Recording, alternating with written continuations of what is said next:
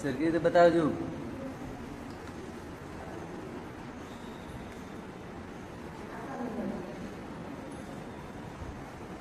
વકૃત્વમાં કોણ નહીં? કોઈ નહીં રહેલા.